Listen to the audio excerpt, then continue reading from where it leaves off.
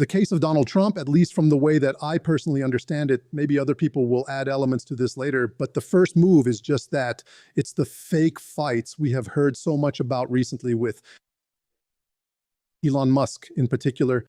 We showed the whole series going back to Jeff Sessions and Steve Bannon. So the fake fights, also the mirror effect strategy, that's the fake fights. I think everyone got that. We won't go back over that today. Number two, we won't go back over that either. The mirror effect, being accused when he's innocent of things others are guilty of, so that when he eventually accuses them, they will not be able to say, that's not true. That's not what you think. You accused me of exactly that, so it must be something real. So the theory of fake fights, we explained that in Trumpology 102. That's the original thing from 2019, where we explained the theory of fake fights. The mirror effect. We first explained that in Trumpology 101. With the Mueller report and all that, and the fact that he was accused of what the Clintons were actually guilty of, meaning selling secrets to Russia, collusion with Russia, and so on. We explained it in the last web journal, that's it. And also making use of your own enemies, like with von der Leyen at the moment. How can you explain this complete and total surrender of Europe during the course of the negotiations by granting an investment of $1.4 trillion to the United States? Everyone's saying it, even Jacques Attali says Europe collapsed, etc. How on earth could Trump manage to make the hyena bend? How is he actually truly able to topple his opponents? Because the best proof that Trump is not controlled opposition, that Trump is not playing for the deep state. It's the way that he makes his opponents bend. If Trump were playing in the same game as von der Leyen and Jacques Attali and so forth, Europe wouldn't be caught in a vice, criticized for its lack of free speech and its migration policies, its policies of censoring certain political parties and so on. He wouldn't make Europe bend. He's using it right now, and that's what we're going to see in using one's enemies. He is currently making use of the dirt that is out there on von der Leyen, meaning all of the investigations into her, the emails with Pfizer. Over in Germany, there were all those defense contracts and so on to make her bend.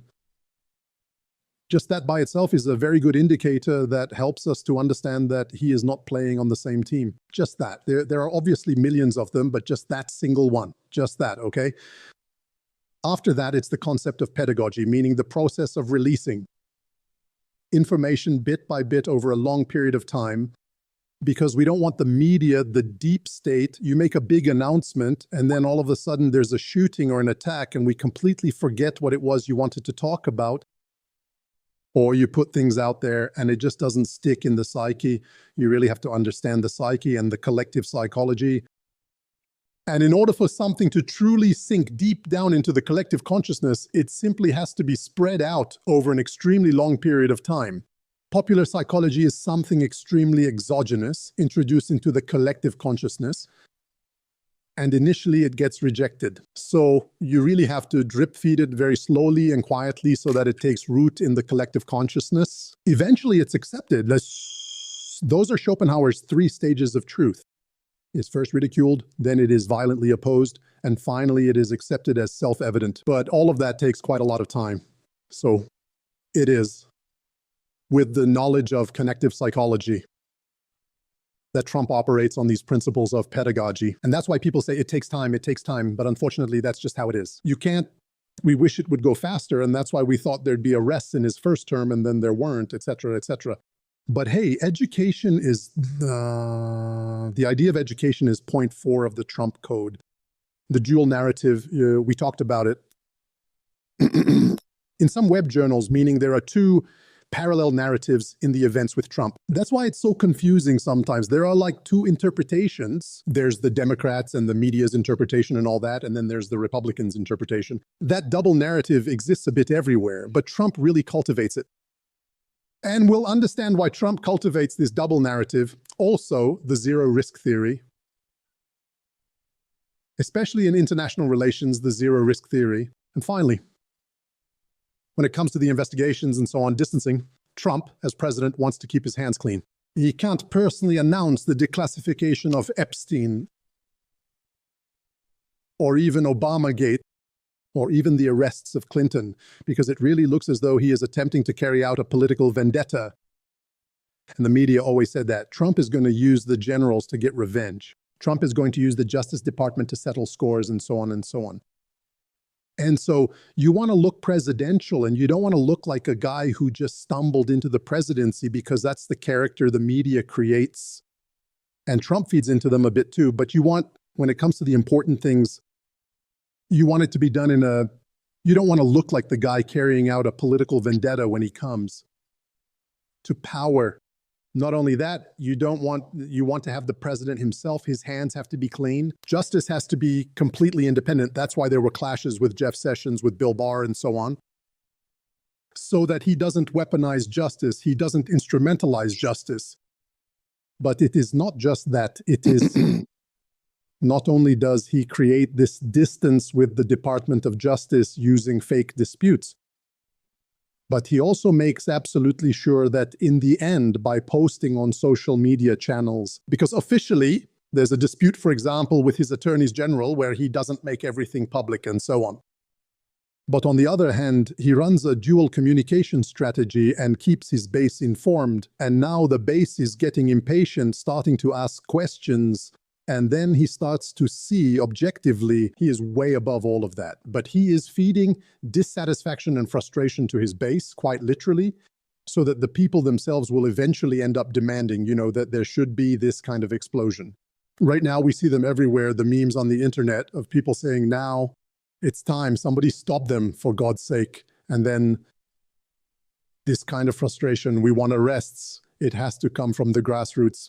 Jeffrey Epstein, now the Democrats, it has to come from the grassroots. It shouldn't be him doing it. So keeping his distance, clean hands, I don't know what to call it. Point 7, this idea of distancing is the very foundation of his political analysis, of his political action. The Trump Code, 1, 2, 3, 4, 5, 6, 7. Understanding Trump is key to our political action. That's why I'm trying to systematize this. They always portray Trump as someone chaotic who doesn't really know what he's doing, when in fact he's the most methodical man. It's exactly the opposite. So today we look at the Trump method, the Trump Code, to show he's methodical, not chaotic. The advantage always goes, in war, in business, and in life, to the person who does not reveal his plan and perseveres right until the very end. Let me show you the clip. Advantage in life, in business, and in wartime goes to the competitor that does not flinch and does not broadcast his game plan. That does not broadcast his base plan. So you are going to have a Trump who is going to say something in front of the media, but who will have a different action. I've already explained that. Now, don't look at the statements, look at the actions. And notably, I'll give an example of that in his interview last week with Miranda Devine from the Air Force One podcast, a popular influencer in Australia, and gave her an interview before getting back to Mike Flynn and Trust the Plan. Miranda Devine, he gives her an interview and finally says, Hillary Clinton did something terrible to me. He's talking about Obamagate. They cooked up this file to its treason and so on. Now he comes in and says, right there, that I was being magnanimous, and so I finally let it go. I thought it would be bad for the country to put her in prison, and so I was kind of big-hearted. That's basically what he says. I'll show you the clip. And so once again, that explains this distancing thing. He must not look like the one who is seeking revenge. Justice needs to be completely independent, despite what he says. So once again, we can see that there is some information that is being leaked to the media, and there is indeed information for the anons. There are two narratives here, don't you agree? Keep retweeting images of everyone needs to be in, nothing's going to be fixed until people are in prison and so on. And so to his base, he says one thing, and to the media, he says something else. 2 points of the Trump Code. You have the dual narrative and you have the distancing, keeping his hands clean. With the media, he keeps his hands clean. I didn't want revenge, but with his base, he says, they're all going to jail. I am now going to very quickly show you the interview with Miranda Devine.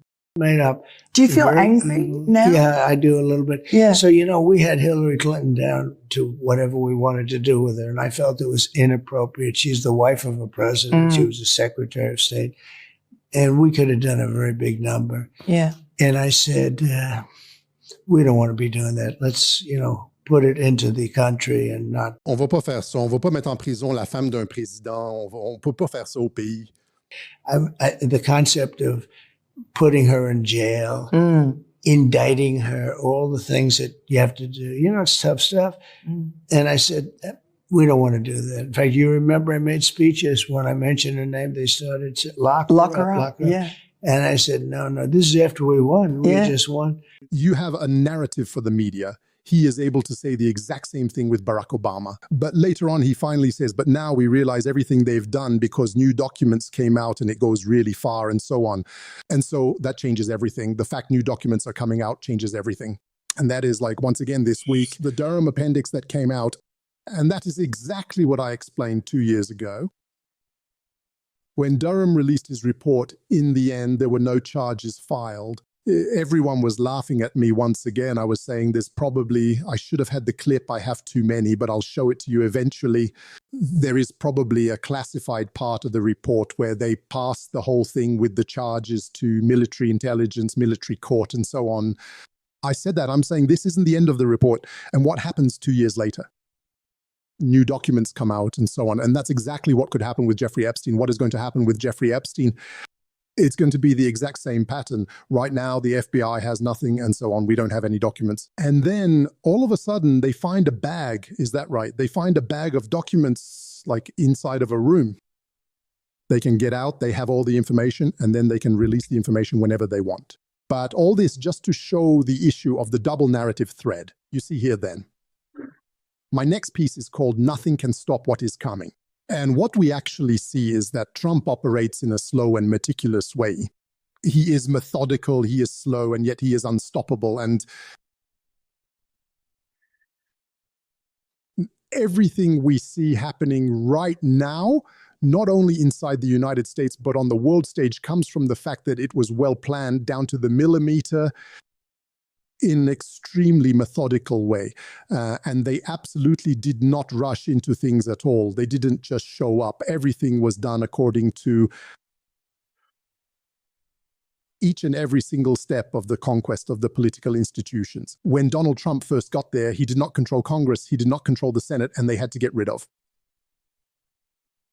The rhinos is what they call not just the rhinos, but those who are compromised, like the former Speaker of the House, Paul Ryan, and others like John McCain,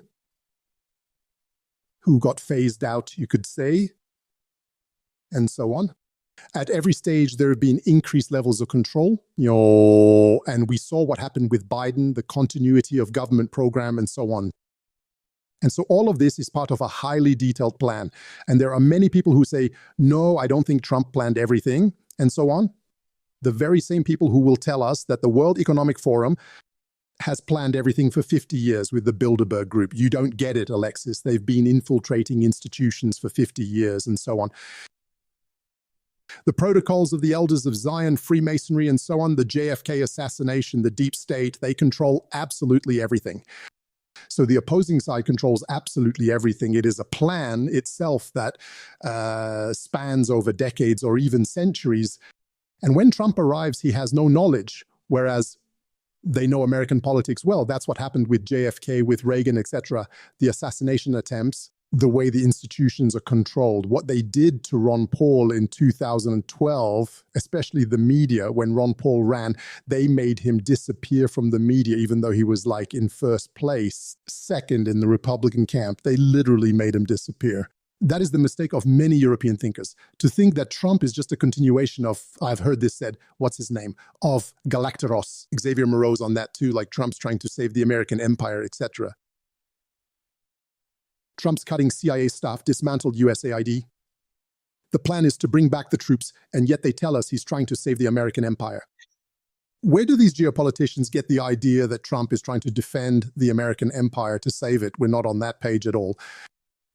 On the contrary, bringing prosperity to his country, it's very clear that the American empire was a creation of the deep state, of the Atlanticist networks, and so on.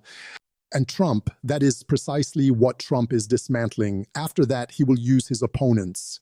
For example, that's what Trump did with Robert Mueller. Robert Mueller, who was the FBI director during 9/11, he literally whitewashed the whole investigation, the disappearance of evidence, etc.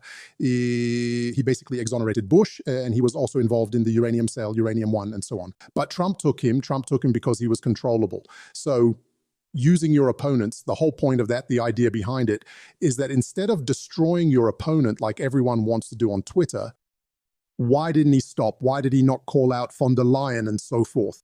Why is that? Because you can make good use of them. It is much smarter to turn someone around to your advantage than to destroy them, and then you're left with nothing. I mean, you go about it subtly behind the scenes. That is exactly how spy masters operate. You know, like if you are in Russia, you are the head of the KGB, and then you realize your number two is working for the CIA.